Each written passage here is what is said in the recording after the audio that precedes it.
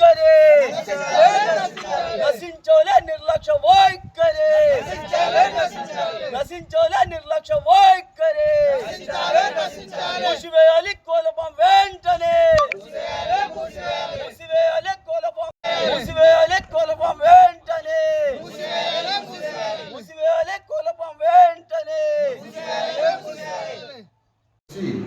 మా పల్లెటూరు గ్రామాలను పొల్యూషన్ అంటే ఏమంటారు, పొల్యూషన్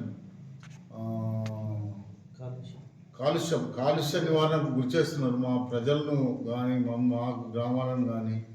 మేము రోగాల బారిన పడి విపరీతమైన రోగాలతో కాళ్ళ నొప్పులు రకరకాల రోగాలతో మేము ఇబ్బందులు పడుతున్నాం. అందుకే ఈ పొల్యూషన్ ఏదైతే పౌల్ట్రీ ఫామ్ ఏర్పాటు గురించి గవర్నమెంట్ అనుమతులు ఎక్కడెక్కడ తీసుకోవాలి, ఏం తీసుకోకుండా ఎలాంటి అనుమతులు లేకుండా వితౌట్ పర్మిషన్ తోటి ఇష్టం ఉన్న రకంగా పౌల్ట్రీ ఫామ్లు ఏర్పాటు చేసి ఆ దుర్వాసన వెదజల్లుతున్న మా గ్రామాలకు దయచేసి తక్షణమే ఇటువంటి కలెక్టర్ గారు చర్య తీసుకొని దీని మీద పరిశీలన జరిపి మా గ్రామ ప్రజలను కాపాడతారని, రెండు గ్రామాలు దోసపల్లి మరియు గజవాడ గ్రామాల ప్రజలను మా కాలుష్యం బారి నుండి కాపాడటకు చర్యలు తీసుకుంటారని చెప్పేసి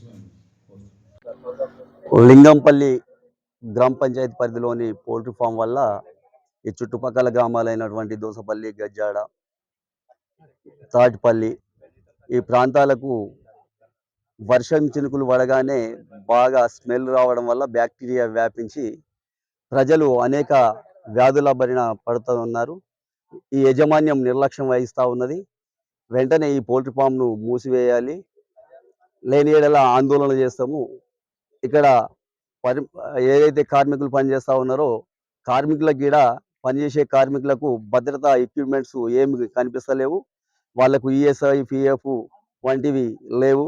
ఇంత పెద్ద పౌల్ట్రీ ఫామ్ పెట్టి ప్రజలకు అనారోగ్య పాలు చేస్తూ ఉన్నారు.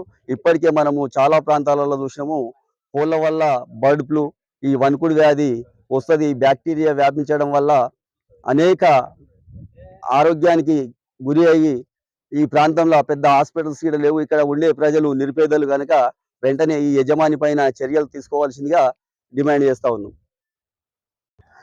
మా విలేజ్లో ఈ కోళ్ళ ఫారం నుంచి వర్షాకాలం వచ్చిందంటే ఏదన్నా దావతులు చేసుకున్నా ఏది చేసుకున్నా మా విలేజ్లో దావతులు చేసుకునే పరిస్థితి లేదు.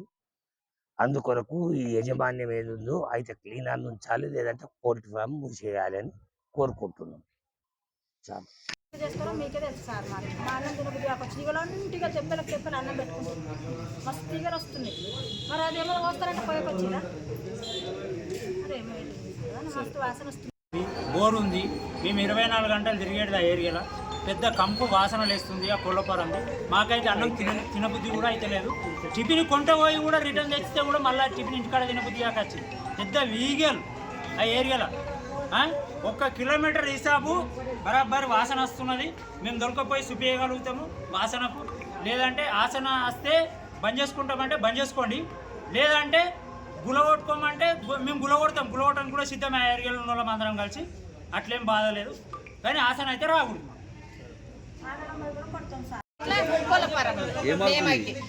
వాసన వస్తున్నదా వినబుద్ధి కాకొచ్చింది. కొండవైన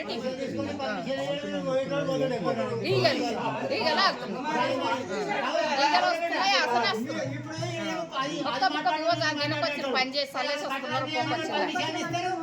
ఇంకా చేనికి రమ్మంటే కూడా వస్తాం. ఆ కంబంలో మేత లేదా ఇప్పుడు పచ్చగా అది చూడండి. Hi everybody, this is Kiriti Damaraju. Like, share and subscribe to Saira TV. Oh, Saira!